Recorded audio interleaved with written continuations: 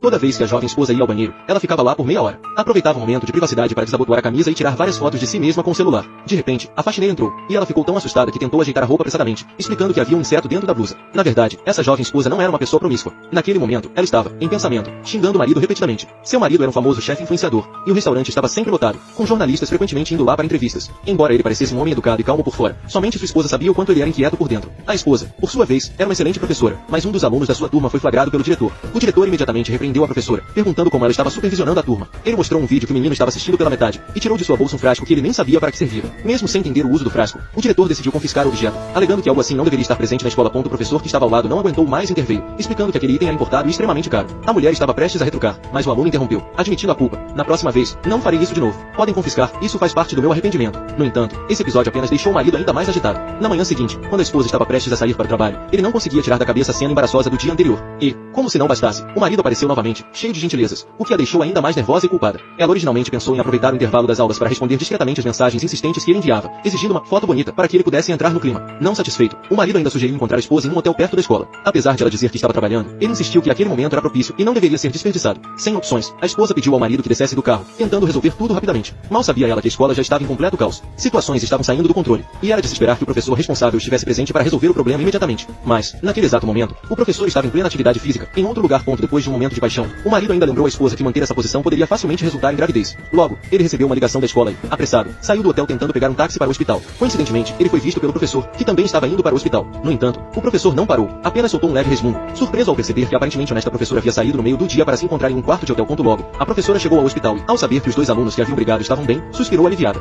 De repente, o olhar do professor fixou-se em um ponto específico. Talvez a posição estivesse errada, então ele mudou de ângulo. Ao ver o olhar desdenhoso do professor, a mulher imediatamente arrumou suas roupas. Ele não disse nada, mas isso fez com que o professor tivesse outra ideia. Dentro do carro, o professor a observava de maneira tão intensa que a deixou desconfortável. O professor não tentou esconder mais e perguntou se ela tinha saído correndo do hotel, o que era muito desconcertante. A mulher explicou que não era como ele estava pensando, e o professor, com uma aparência de confiança, disse que acreditava nela e que contaria a verdade ao diretor. A mulher, furiosa, não sabia como reagir, mas assim que o carro parou, o professor sugeriu: "Por que você não me mostra um pouco? Eu finjo que nada aconteceu." Irritada, a mulher o chamou de animal. Contudo, o professor achava que ela era do mesmo tipo que ele. Enfurecida, ela saiu do carro, mas ele sabia que ela voltaria. E, de fato, no segundo seguinte, ela realmente se virou, até rasgando a roupa sem pensar, sem saber que, naquele momento, ele já havia brincado com fogo e se queimado.